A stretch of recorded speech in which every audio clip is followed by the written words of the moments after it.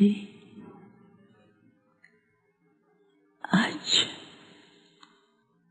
सतगुरुवार के दिन आप सबकी याद प्यार लेके जैसे मैं वतन में पहुंच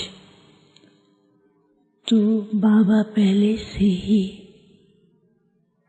वतन में खड़े थे और बाबा ने बहुत से भाई बहनों को वतन में इमर्ज किया हुआ था और आज का स्वरूप ऐसा दिखाई दे रहा था जैसे कि टीचर और उनके सामने स्टूडेंट्स हों। एक तो बाबा सबको दृष्टि के द्वारा वरदान भी दे रहे थे, बाबा का स्नेही स्वरूप भी था, लेकिन बाबा का स्वरूप कुछ गंभीर दिखाई दे रहा था। उस गंभीरता में कुछ जैसे कोई राज समाया हो तो बाबा ऐसे दिखाई दे रहे थे। कुछ सेकंड के बाद बाबा जैसे बहुत पावरफुल दृष्टि दे रहे हैं और दृष्टि देते देते ही सबका स्वरूप बदलता ही जा रहा था। कुछ सेकंड के बाद क्या देखती हूँ, बाबा ने सबके सामने एक बहुत सुंदर सर्कल दिखाई दिया और उस सर्कल के अंदर कई प्रकार की छोटी छोटी सुंदर चमकती हुई लड़ियां सी दिखाई दे रही थी। तो हर एक बच्चा क्या किया कि उस सर्कल को अपनी तरफ खींचने की कोशिश करता था। तो जैसे उस सर्कल को खींचते थे वो सर्कल ऊपर की ओर उठता था और वह ऐसा स्पीड में घूमता था, उसके स्पीड के घूमने से पता नहीं अलग अलग प्रकार के जैसे कि सीन दिखाई दे रहे थे और उसके स्वरूप में भी चमक बहुत थी। तो उसमें एक रस्सी सर्कल में जो पतली पतली रस्सियां थी, एक रस्सी ऐसी थी जो बीच के ऊपर बीच बीच में गांठें थी और उन गांठों के ऊपर बहुत सुंदर सुंदर डिजाइन दिखाई दे रहे थे। तो हर एक ने वही चाहता था कि उस सुंदर डिजाइन वाली रस्सी को अपने पास खींचे। जैसे स्केटिंग करते ना, स्केटिंग करते समय बहुत बीच बीच में गांठ होती है जहाँ पांव रख कर के आगे बढ़ते हैं। तो जैसे उसको खींचते थे तो वो उसमें खींचने के बजाय उसके अंदर बंधते जा रहे थे। तो उसको जब ध्यान से देखा तो उस रस्सी के ऊपर क्यों, क्या, कैसे कई प्रकार के क्वेश्चन थे। तो फिर दूसरी रस्सी ऐसे दिखाई दी जो बहुत सुंदर थी, ऐसे गोल्डन जैसी पतली पतली दिखाई दे रही थी। तो उसके ऊपर लिखा हुआ था मन की वेस्ट थॉट। और तीसरी ऐसी थी जिसमें लिखा हुआ था लुभाने वाले दृश्य। तो फिर चौथी ऐसी थी जो हिसाब किताब चुकतू करने की ऐसी लाइन दिखाई दे रही थी। तो बाबा ने कहा आज बाप जो है समय को भी देख रहे हैं, बच्चों के पुरुषार्थ को भी देख रहे हैं, परिस्थितियाँ क्या आ रही हैं और क्या आने वाली हैं वो भी बच्चों की लगन और उनकी पुरुषार्थ परिस्थितियों को देख रहे हैं। तो बाबा ने कहा आज बाप देख रहे थे कि बहुत से बच्चे जो हैं माया के लुभाने वाले दृश्यों की तरफ बहुत आकर्षित हो रहे हैं और माया भी कैसे कैसे रूप धारण करके आती है, कभी परीक्षा के रूप में, कभी लुभाने के रूप में, कभी कभी वो ऐसा रूप धारण करती है बच्चों को ये भी पता नहीं पड़ता है कि बाप क्या बता रहे हैं और माया क्या सुना रही है। और वो कभी कभी ऐसा शेर की तरह रूप धारण करती है जो डराती भी है, और कभी इतना मीठा रूप धारण करती है जैसे कि बच्चों की बुद्धि को ऐसा भ्रमित करती है तो उनको लगता है कि ये बाप समान दृश्य दिखाई देते हैं। तो ये जो लुभाने के दृश्य हैं ये बच्चों के सामने वर्तमान समय परीक्षा के रूप में आ रहे हैं। और दूसरे ऐसे भी हैं क्यों क्या क्वेश्चन की सुंदर रूप की गांठों में अपने आप को बांटते जा रहे हैं। उससे जितना निकलना चाहते हैं उतना उसमें फंसते जाते हैं। तीसरा बाबा ने कहा समय अनुसार एक तरफ संपन्न बनने का और दूसरा जो रूप है हिसाब किताब चुकतू करने का समय भी भिन्न भिन्न रूप से चल रहा है, चाहे खुद के संकल्प, चाहे शारीरिक, चाहे परिस्थितियां। तो इसके द्वारा भी हिसाब किताब चुकतू होना और संपन्न बनने के लिए दोनों का साथ साथ चल रहा है। तो बच्चे कई बार इन बातों में घबरा भी जाते हैं, तो घबराना भी नहीं है। लेकिन सबसे बड़ी परीक्षा जो आ रही है वो बच्चों के सामने ऐसा स्वरूप आ रहा है जो बच्चे उसको पहचान नहीं पाते हैं। तो बाबा ने कहा कि ऐसे माया के स्वरूप को पहचानने के लिए बच्चों को एक तो अंतर्मुखी होना है, दूसरा बाप साथ है, तीसरा एक बल एक भरोसे, और चौथी बात बाबा ने कहा कि जब बाप पर निश्चय है तो बुद्धि को इधर उधर नहीं भटकाएं, तो निश्चय की जो स्थिति है उस पर स्थित रहें, नहीं तो आगे चल कर के माया के भिन्न भिन्न रूप कई तरह की परीक्षा लेने के लिए आने वाले हैं। तो इसलिए बच्चों को अपना स्थिति एक बल एक भरोसा और बाप पे निश्चय रख कर के बाप को साथी बना कर के चले। फिर बाबा फिर से दृष्टि दे रहे थे। बाबा ने कहा बच्चे बहुत पुरुषार्थ करते हैं लेकिन कभी कभी महीनता से उठ करके बाहरी बातों में आते हैं तो माया का रूप भी उनके सामने ऐसा लुभाने वाला होता है जो वास्तविकता को नहीं पहचान पाते हैं। तो समय अनुसार अंतर्मुखी निश्चय बुद्धि बन के चले और अपनी साइलेंस की पावर को बढ़ाएं, तो ये माया के रूप भी उनके सामने हल्के होंगे और उसको पहचान करके अपनी स्थिति को भी मजबूत बनाएंगे।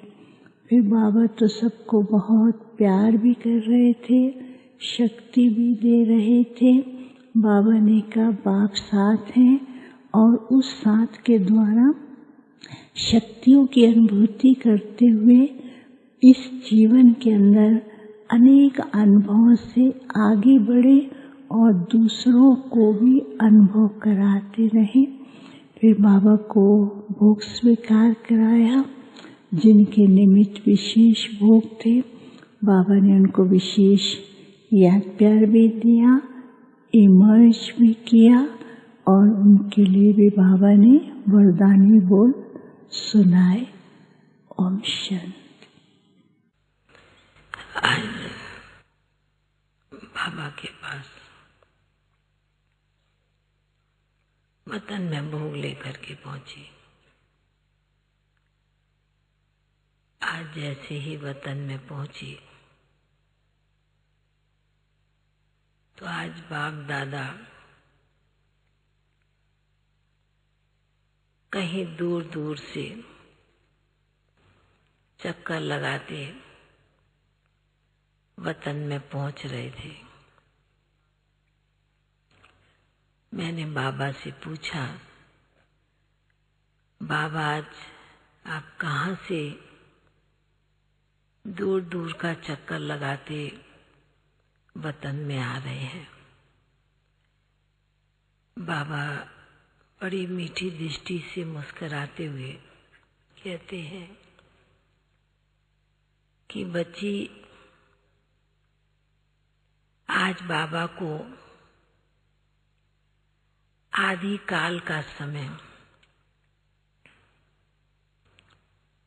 याद आ रहा था अमृत बेले से कि किस प्रकार शिव बाबा ने आदि शुरू में पाकिस्तान, सिंध, हैदराबाद, शुरू में किस प्रकार अविनाशी बीज डाला और वह बीज अभी कहाँ कहाँ तक पहुंच गया है, वह बाबा आज चक्कर लगा के कई स्थानों का देख रहे थे। बाबा ऐसे कहते हुए बाबा ने दृश्य मर्ज करते गए हमारे सामने। बाबा ने कहा कि बच्ची देखो, दुनिया में जिस प्रकार कोई बीज डाला जाता है, बीज डालने के साथ उस मिट्टी को उस स्थान पर थोड़ा उथल पुथल करते हैं, तब अंदर बीज को अंदर बिठाते हैं, रखते हैं। तो बाबा ने कहा कि आदि काल जो एकदम शुरुआत हुई, बाबा ने वो दृश्य मर्ज किया। फिर बाबा ने कहा शुरू में बाबा ने जो ज्ञान का बीज डाला, स्थान चुना, उस स्थान पर कितना ना उथल पुथल हुई, कितना हटाने की कोशिश की गई, पर बाबा ने कहा वह बीज कितना पावरफुल उस स्थान पर मजबूत हो गया और वह स्थान बदल जब भारत में आया, माउंट में आया, बाबा ने कहा उस नींव की और मजबूती बढ़ती गई। बाबा जैसे जैसे दृश्य मर्ज करते गए, हम देखते रहे। बाबा ने कहा जब वो बीज थोड़ा मजबूत हो गया तो वह फिर भारत में आया, माउंट में, और उस स्थान पर बैठकर बाबा ने, मम्मा ने, दादियों ने उस स्थान पर इतनी बैठ करके तपस्या की, मेहनत किया, पुरुषार्थ किया और एक एक स्थान पर जा जाके ज्ञान का बीज, योग की शक्ति के वाइब्रेशन सभी ने भरे। दादियों ने भी, बाबा मम्मा ने भी, अन्य सभी ने। तो बाबा ये देख रहे कि आज चारों तरफ कि एक छोटा सा बाबा ने बीज लगाया और उसकी शाखाएं कितना ना देश विदेश में। बाबा ने कहा आबू में ही देख लो बच्ची, बाबा के कितने स्थान बने यादगार रूप में आज बाबा ने मधुबन के स्थानों को याद किया, म्यूजियम को याद किया, संगम भवन को याद किया, पीस पार्क को याद किया, ग्लोबल को याद किया, ट्रॉमा को याद किया, सोलार को याद किया और भी स्थानों को बाबा ने बहुत दिल से याद किया।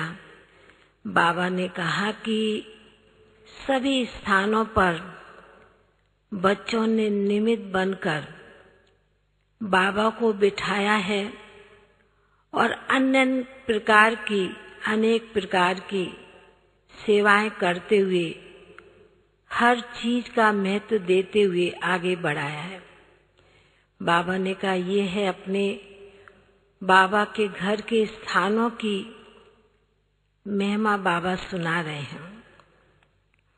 बाबा ने कहा फिर बाबा देख रहे सेंटर्स पर जो बाबा के घर से मधुबन से निकले स्थान भी कई ऐसे सेवा स्थान हैं जहाँ पर भी बाबा की सेवाएं दिन दूनी रात चौगनी बढ़ती जाती है।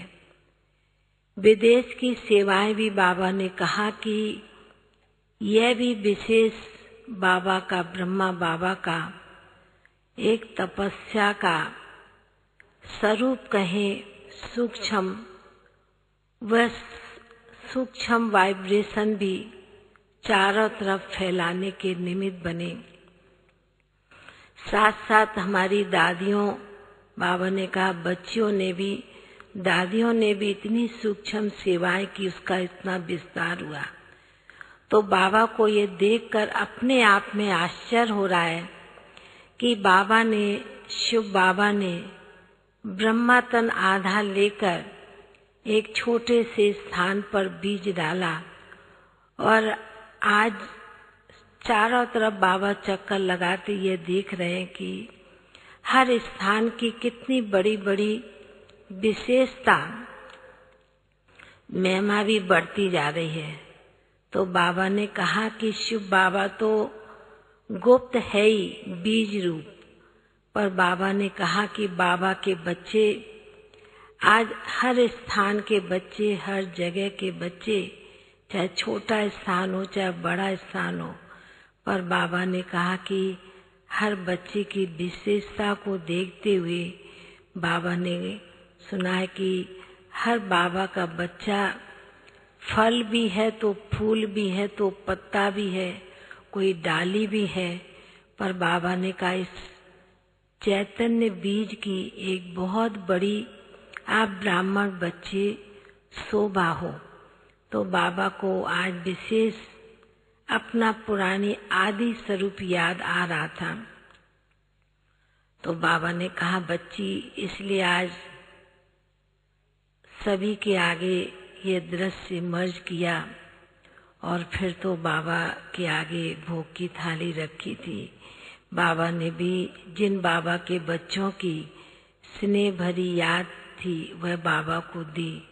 बाबा ने कहा अच्छा है, समय पर समय बाबा के बच्चे भी बाबा के सन्मुख याद भेजते हैं और बाबा के पास उन बच्चों की सूक्ष्म यादें पहुंच जाती हैं और बाप दादा भी बच्चों की यादों को बहुत ही मन में खुश होते हैं और समाते हैं।